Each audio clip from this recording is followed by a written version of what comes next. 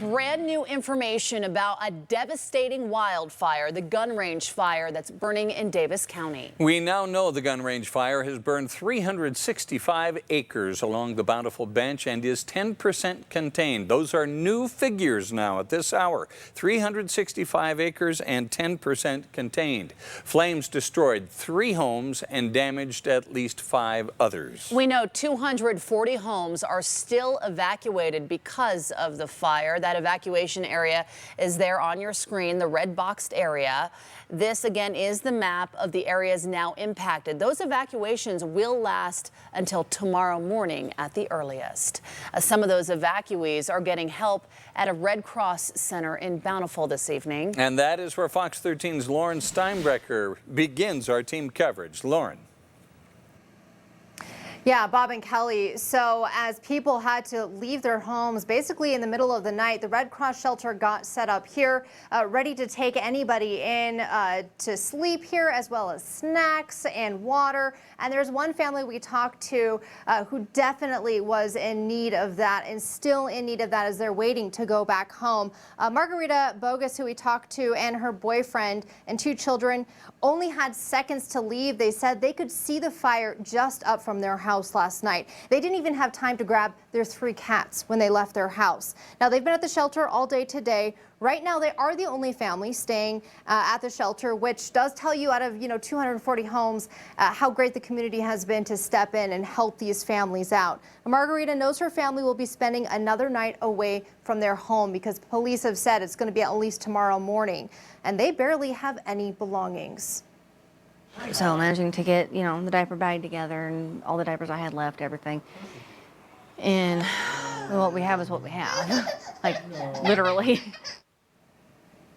Now, we did talk with the Forest Service about their firefighting efforts today. They said they did a little bit of backburning. They're building containment line, anything to protect those homes. And now with 10% containment, they are making progress today, which is good news. Lifting those evacuations orders are going to depend on how that progress continues to be. So the police department said around 9 a.m. tomorrow, that's when they expect to announce how long these evacuations may last. Are they going to continue? Can people go home? But that'll be tomorrow morning. In the meantime, the Red Cross shelter says they're going to stay set up here as long as they need to.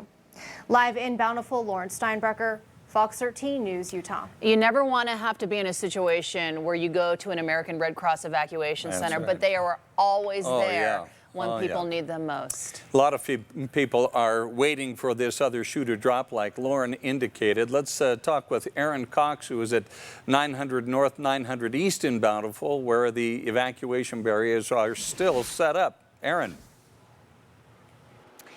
Yeah, that's right, Bob and Kelly. The neighborhood behind me here has been under evacuation order all morning long, through today, and will be through tomorrow night. Well, the Hansen family lives in the house across the street from here. They have been ready to evacuate the whole time as they've watched the flames from their front porch. I came and looked out the window, and all I could just see was orange all on the mountainside. Caught on camera, you can hear firefighters rushing to the scene and see the flames scorching the hillside.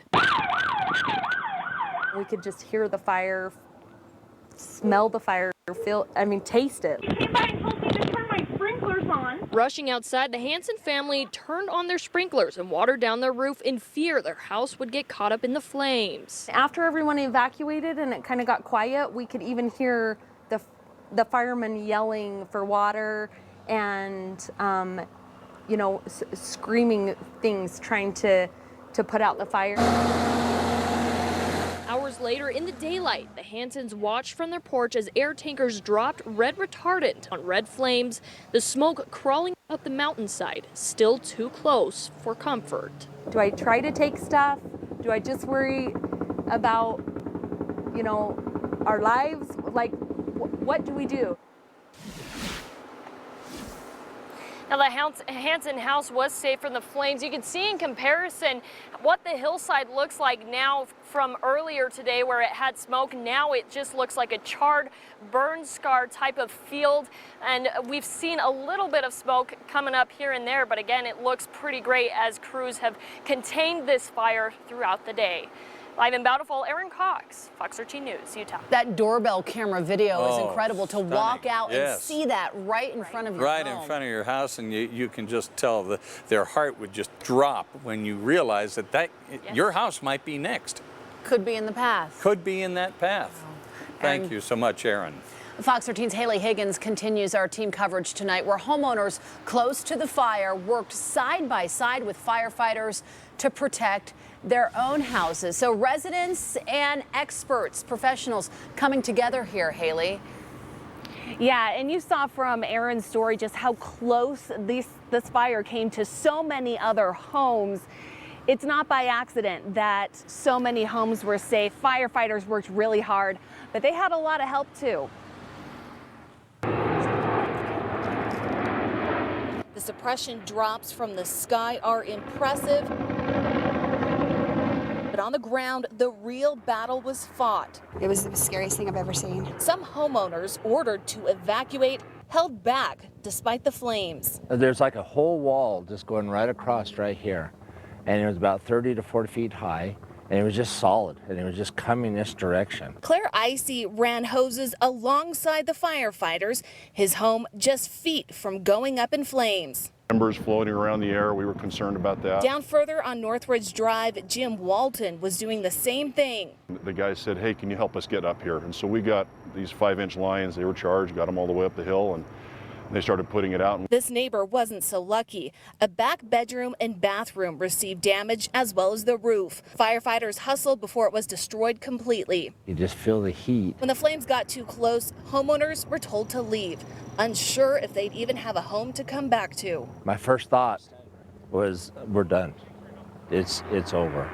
Thanks to the tireless work of the firefighters overnight, AC and dozens of others have homes to return to. I really thought that this was the last I'd see the house. Yeah, and against the advice from basically anyone, some homeowners did stay.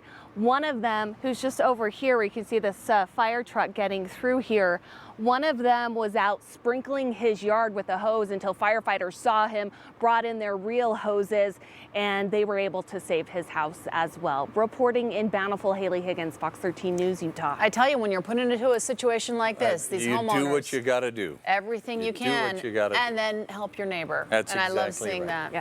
240 people are still evacuated, or households are still evacuated, because we don't know what's going to happen with the winds tonight, Kristen. Right, we'll be watching those really closely. There's not going to be a dominating force on the winds, which means just general Mother Nature taking control. And when that means is typically colder air sinks down to the valley, so you see a reversal of the wind pulling down into the valley, and so we will see a slight change in the wind direction. But that said, I don't think we're going to see a massive increase in the wind direction either. I started with that camera view. You can see a little bit of haze out there. Our air quality has certainly been disrupted because of some of the smoke. We're still at moderate levels in Salt Lake and Cache counties here. That could certainly continue through the overnight hours as we continue to see those winds bringing in some of that smoke from Davis County down towards Salt Lake County. Current wind speeds, again, not too bad, 5 to 10. If you take a closer look, you can see Davis County and Salt Lake County here. Winds are coming in from the north, and then as you head north, winds are coming in from the south, almost veering back towards the northeast there. But again, that could change. Typically, we might have a northerly wind now, but we start to see a little bit more of a southerly wind, and again, a wind going back from the mountains down towards the valley during the overnight hours as temperatures start to drop. Thunderstorms have been a bit of a concern today too, but things are fizzling out fast. So good news for the Wasatch Front, just a few isolated showers remaining back to the east. Fire danger, though, is going up again as temperatures and wind go way up this weekend. I'll let you know when in my forecast. Kristen, thank you.